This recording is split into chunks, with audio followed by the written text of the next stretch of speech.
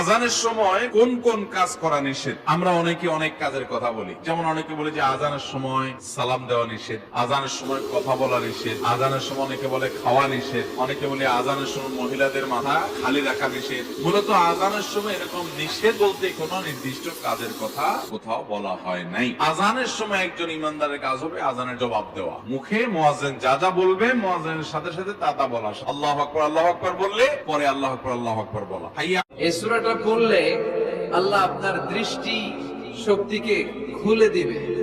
আপনার চোখের সামনে কোনো পর্দা থাকলে পর্দাটা সরে যাবে। আপনি আল্লাহর মাহাত্ম্য বুঝতে পারবেন, আপনি আল্লাহরে চিনতে পারবেন, আপনি আল্লাহর অস্তিত্ব টের পাবেন। সুবহানাল্লাহ পড়েন। আয়াতুল কুরসি 7 বার। সুপ্রিয় দর্শক, সূরা ইসরার 82 নম্বর আয়াতে আল্লাহ তাআলা ইরশাদ করেছেন, ওয়া নুনাজ্জিলু মিনাল কুরআনি মা হুয়া শিফাউন ওয়া রাহমাতুল লিল মুমিনিন। যার অর্থ হলো, আমি কোরআনে কারীমের এমন সব আয়াতসমূহ সূরাসমূহ নাজিল করি যার মাঝে রয়েছে ঈমানদারদের জন্য আরোগ্য লাভের মাধ্যম এবং তাদের জন্য রহমত তথা আল্লাহর পক্ষ থেকে করুণা।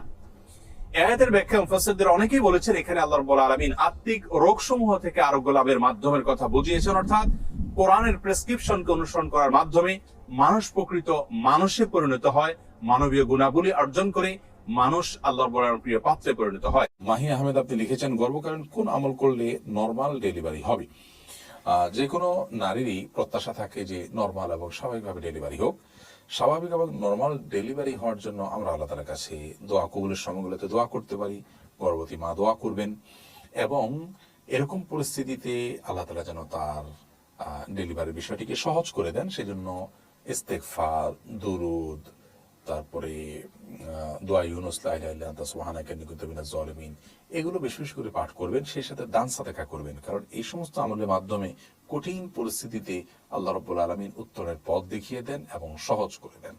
বিধায় এই আমলগুলো তিনি করতে থাকবেন। এগুলোর বাইরে সুনির্দিষ্ট কোনো দোয়া কোন হাদিস থেকে এরকম বর্ণিত হয়েছিল আমার জানা নেই, যেটি করলে বিশেষভাবে ডেলিভারি নরমাল হবে। অর্থাৎ ডেলিভারি নরমালের জন্য সুনির্দিষ্ট আলাদা করে দোয়া নাই, কিন্তু আল্লাহ তাআলার কাছে আমরা দোয়া কবুলের সময়গুলোতে যেমন দোয়া করতে পারি এবং কঠিন পরিস্থিতি থেকে উত্তরণের উপায়ে যে সমস্ত দোয়ার মাধ্যমে আমরা পাবো, সে দোয়াগুলো, সে আমলগুলো আমরা বেশি বেশি করতে পারি।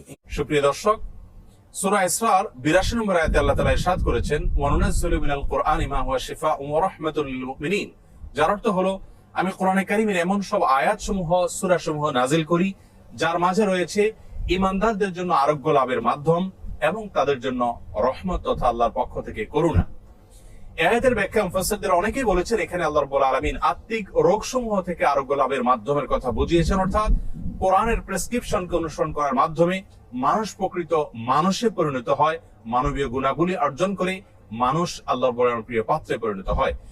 এর ব্যাখ্যা অনেক মুফাসসিররা এও বলেছেন যে এর মাধ্যমে আল্লাহ রাব্বুল আলামিন আত্মিক রোগসমূহ থেকে মুক্তির পাশাপাশি শারীরিক যে রোগসমূহ আছে সেগুলো থেকেও মুক্তির পথ আল্লাহ রাব্বুল আলামিন আমাদেরকে বাতলে দেন। সেগুলোকে আবিষ্কার করে খুঁজে বের করে যথাযথভাবে আমল করার মাধ্যমে উপকৃত হওয়াটাই হলো আমাদের জন্য মূল বিষয়। আজ আমরা কোরআনে কারীমের এমন একটি সূরা আপনাদের সঙ্গে শেয়ার করতে চাই, যে সূরার অপর নামই হলো সূরাতুশ শিফা বা আরোগ্য লাভের সূরা। আর সেই সূরা হলো আমাদের সকলেরই অতি পরিচিত সূরাতুল ফাতিহা। সহিহ বুখারীতে আবু সাঈদ খুদরি রাদিয়াল্লাহু আনহু থেকে একটি হাদিস বর্ণিত হয়েছে, যে হাদিসের মাধ্যমে বোঝা যায় যে সাহাবা ইকরাম সূরাতুল ফাতিহার মাধ্যমে